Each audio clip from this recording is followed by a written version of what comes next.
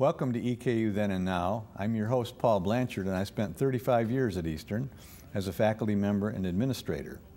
The focus of this program is on prominent EKU faculty, staff, and alumni who've had a meaningful involvement at Eastern during its history of more than 100 years.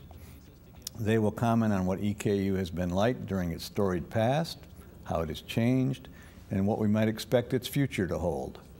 Our guests this month are two of EKU's most active and distinguished alumni, Eva and Paul Vaughn. Eva and Paul attended EKU in the late 1950s and graduated at the end of the decade, Eva in 1959 and Paul in 1960. Paul was born and raised in Lawrenceburg, Kentucky, and decided to attend Eastern because of legendary EKU basketball coach Paul McBrayer, who was a close family friend. After graduating and serving in the National Guard, Paul returned to Lawrenceburg and resumed work at the Lawrenceburg National Bank, where he had worked part-time while in high school and throughout his college years. He retired from the bank as executive vice president in 2007. Eva was born and raised in Brodhead, Kentucky. After graduating from EKU, she began a long career in education, teaching elementary school in Lawrenceburg for 32 years. Now retired from full-time teaching, she still substitutes in the Reading Recovery Program and helps mentor students. Eva has been married to Paul for 48 years. Eva and Paul are both very active in the Alumni Association.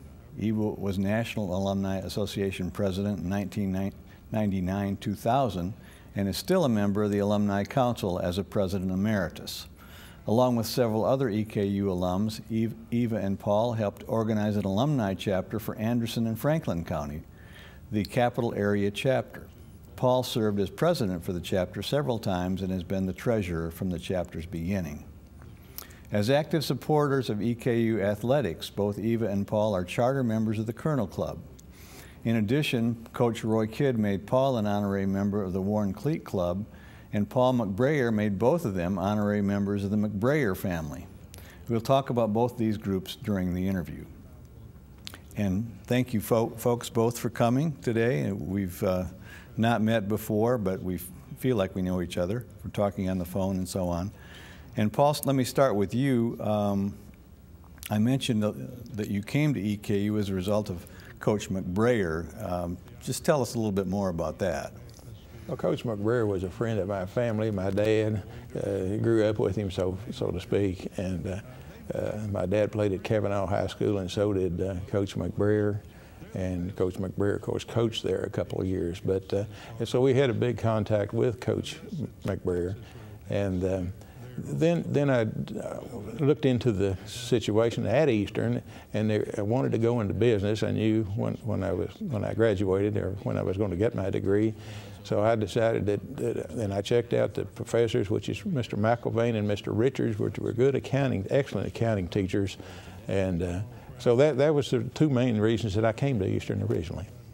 But your history at Eastern goes back a long way before that, doesn't it? Your grandfather attended the old Central University? Yes, he did. He graduated in either 1885 or 1886. And he was Benjamin Roach was his name. And he went later on to the University of Michigan and got his law degree, and then was the Mercer County judge for many years. Okay. But he was deceased before I was born, so I really never had the privilege of talking with him. Well, Eva, what about you? You lived a little closer to Eastern in Rockcastle County. What prompted you to come to Eastern?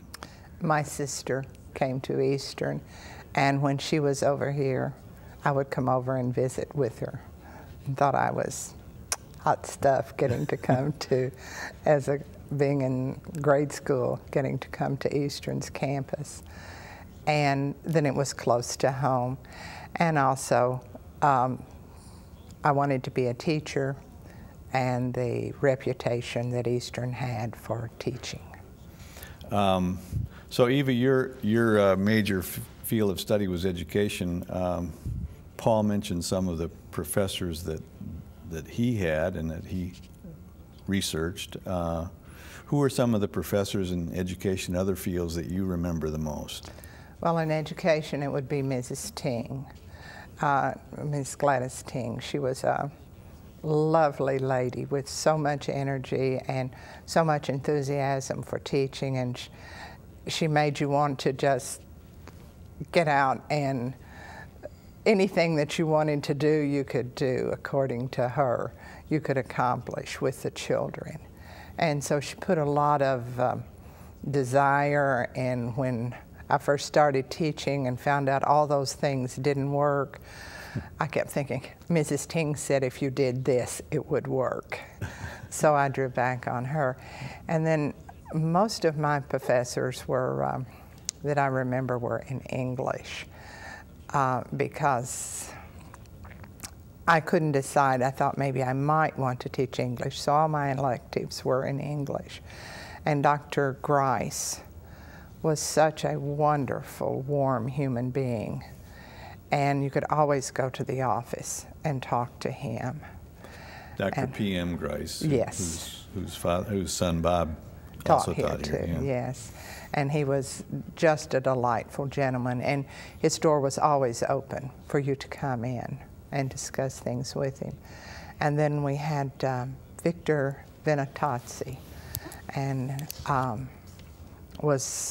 he taught literature, and his favorite thing was to pick out one little sentence out of a piece of prose or poetry and tell you to elaborate on it. And of course I loved to do that. And I could fill up those little blue books. And one day he came in and handed me this book that said 20,000 of the most common misspelled words. And he said, would you please use this? I love your writings, but I can't always make out what you're trying to spell. And I can't see a professor doing that now. Yeah, yeah. And for a number of reasons, yeah. Yeah, in it he had put a little personal note to me about my writings and everything, and I remember that. Another one of the professors that a unique story with is Dr. Clyde Lewis, and I was taking a world civilization history course with him during the summer. And at that time, a lot of the teachers did not have their degrees, and they would come back in the summer to get their degrees.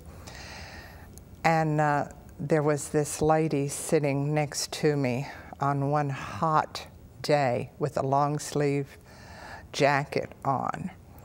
And we were doing our final test.